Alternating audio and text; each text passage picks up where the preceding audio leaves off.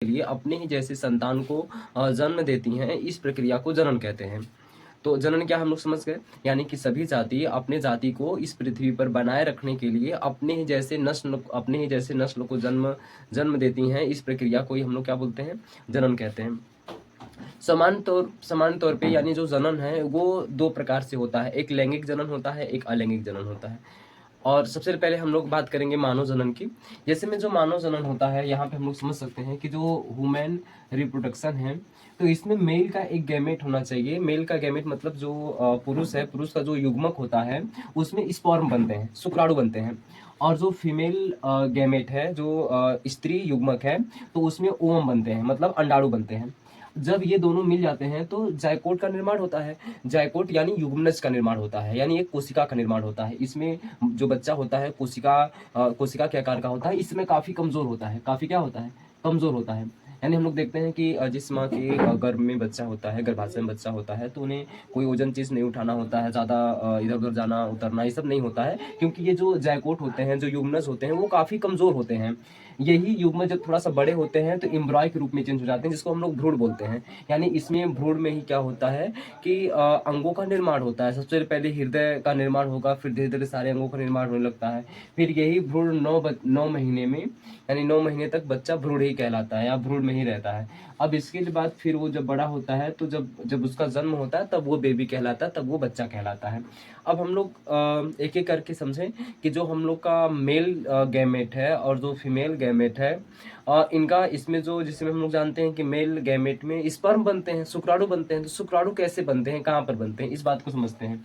जैसे में यहाँ पे हम लोग देख सकते हैं, ये हम लोग का, इसको हम लोग टेस्टिकल बोलते हैं, ब्रिसड बोलते हैं। यानी ये दो ब्रिसड होता है और इस दोनों ब्रिसड में ही स्पर्म का निर्माण होता है, शुक्राणु का निर्माण होता है। ये एक इसमें से नस गई रहती है, जिसको हम लोग वैस कहते हैं। यानी इस नस को ही काट देने से जो है कि नसबंदी हो जाती है, शुक्राणु मतलब एक तरह से नहीं जा पाते हैं। और यहाँ पर जैसे में ये हम लोग समझ जाते हैं कि ये हम लोग का किडनी है, किडनी से ही हम लोग जानते हैं कि यूरिया निकलता है। और ये यूरिया इसी माध्यम से आता है, मतलब इधर से ही आता है यूरिया, जिसको हम लोग एक तरह से अपनी भाषा में पेशाब कहते हैं। तो वो जिस रास्ते से उसको बाहर निकलना होता है, उसी रास्ते से हमारा शुक्राणु भी निकलता है, स्पर्म भी निकलते हैं।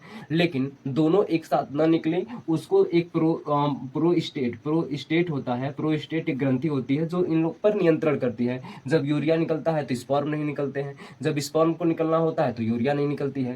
तो इन दोनों पर कंट्रोल या इन दोनों का नियंत्रण कौन करता है, तो प्रोस्टेट करता है। अब यहाँ पे एक बात और हम लोग को समझना है कि ये जो टेस्टिकल्स होता है, तो ये जैसे में ये हमारे शरीर के तापमान से इसका तापमान भिन्न होना चाहिए, क्योंकि इसमें जो स्पर्म बनते हैं वो स्पर्म 35 डिग्री सेल्सियस पे या 34 डिग्री सेल्सियस पर 34 डिग्री सेल्सियस पर ही बनते हैं। हमारे शरीर का सामान्य तापमान 37 डिग्री सेल्सियस होता है। और यदि ये ब्रिसड जो है, अगर शरीर शरीर ये जो ब्रिसड होता है हमारे शरीर से बाहर होता है, जो टेस्टिस होते हैं, ये हमारे शरीर से बाहर होते हैं। और उस समय इनका तापमान 2 डिग्री सेल्सियस से 3 डिग्री सेल्सियस कम होता है, और इस समय आसानी से स्पर्म बन जाता है। तो अगर तापमान 37 डिग्री सेल्सियस हो गया तो स्पर्म नहीं बनते हैं। तो यहाँ से हम लोग समझ गए कि मेल गैमेट का जो पुरुष युग्मक है, तो उसमें जो शुक्राणु का निर्माण होता है, जो स्पर्म बनते हैं, तो स्पर्म कहाँ बनते हैं, तो ब्रिसड में बनते हैं। इसको हम लोग क्या बोलते हैं, ब्रिसड बोलते हैं। फिर ये जो नस गई रहती है, इसी से यहीं पे इसको काट दिया जाता है, तो नसबंदी हो जाती है, मतलब स्पर्म नहीं जा पाते हैं, बाहर नहीं निकल पाते हैं। तो इसको हम लोग वैस या वैस्टोमी बोलते हैं। जब उसको काट दिया जाएगा तो उसमें वैस्टोमी बोला जाएगा। तो यहाँ पे स्पर्म और यूरिया का कंट्रोल या नियंत्रण कौन करता है, तो प्रोस्टेट ग्रंथि करती है। ये ध्यान रखना आप लोग को। अब हम लोग फीमेल गैमेट को समझते हैं। जो फीमेल गैमेट होता है, तो फीमेल गैमेट में ओवम का निर्माण होता है, मतलब अंडाणु का निर्माण होता है। और ये अंडाणु का निर्माण कहाँ होगा, तो ओवरी में होता है, अंडाशय में होता है। उनमें भी 2 अंडाशय होता है, यानी 2 ओवरी होती है। तो इसमें क्या होता है, ओवम अंडाशय में ही बनते हैं।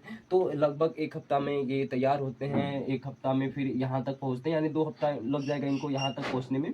यहाँ जहाँ तक पहुँचते हैं यहाँ तक ही पहुँच पाते हैं, तो इसको हम लोग फ्लोपियन ट्यूब कहते हैं, यानी इसके लिए आगे वो नहीं जा पाते हैं।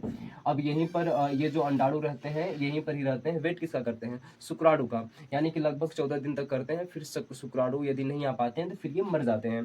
फिर ये इनका फिर धर्म चक्र चलता रहता है इसी तरह से। तो यहाँ पे क्या हुआ कि अगर मान लीजिए कि फ्लोबियम ट्यूब में अगर एक शुक्राणु आकर के मिल गया, यानी एक अंडाणु और एक शुक्राणु मिल गया, तो इसको हम लोग निषेचन कहते हैं, इसी को हम लोग जायकोट कहते हैं। तो जायकोट हम लोग का, ये जो जायकोट है, जायकोट हम लोग का कहाँ बनता है, तो फ्लोबियम ट्यूब में बनता है।